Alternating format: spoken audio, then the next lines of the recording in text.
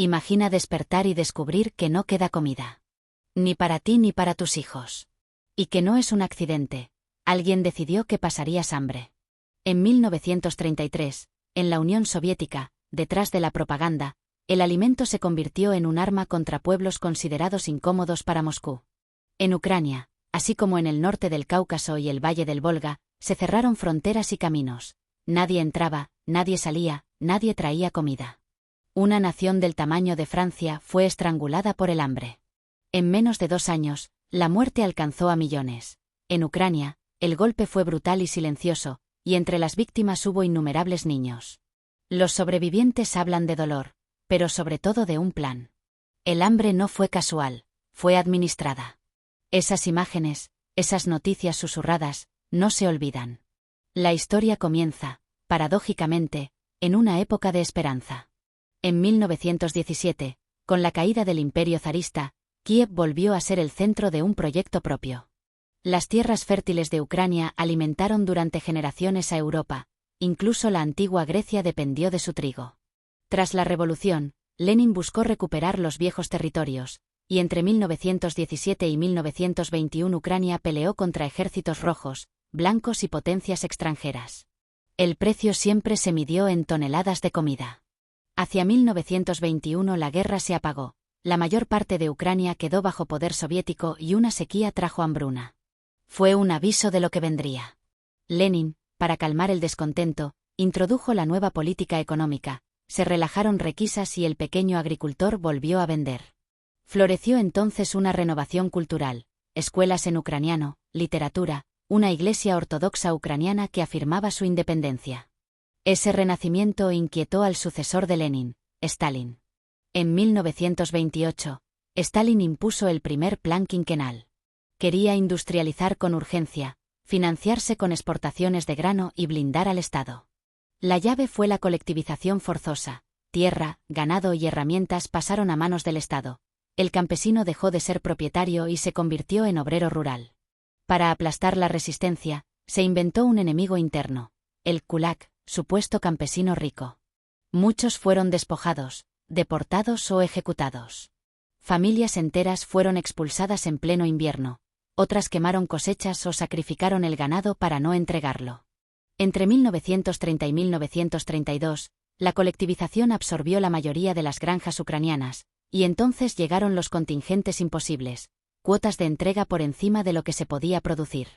Brigadas y policías secretas registraron casas, se llevaron grano, harina, patatas, remolacha, frijoles, todo. Revisaron hornos, suelos, patios. No dejaron nada.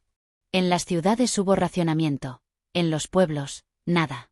Cuando los campesinos intentaron huir a comprar pan, se impusieron pasaportes internos para encerrarlos en sus aldeas.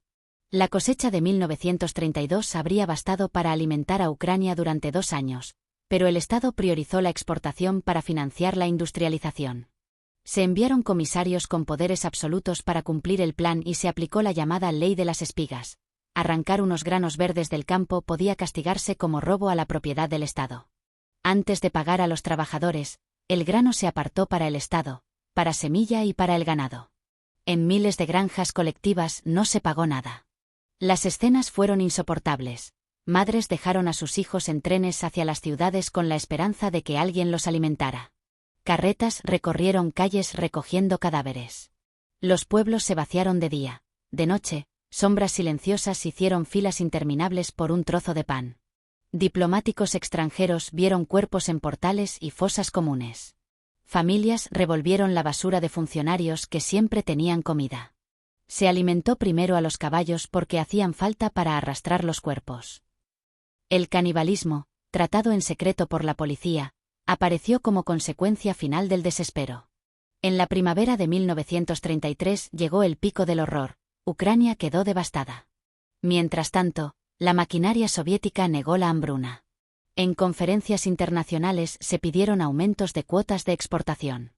Intelectuales y políticos extranjeros, guiados por itinerarios cuidadosamente preparados, vieron granjas modelo, calles limpias y camiones de pan. Volvieron diciendo que no había hambre.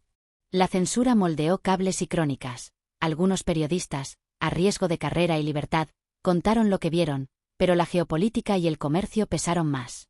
La URSS obtuvo reconocimiento y acuerdos. La tragedia ucraniana quedó borrada de los titulares. Con el campesinado quebrado por el hambre, el régimen redobló la represión. Purgas del partido en Ucrania, arrestos masivos, ejecuciones. La élite cultural fue silenciada. La iglesia ucraniana, desmantelada. La participación ucraniana en el gobierno se redujo al mínimo.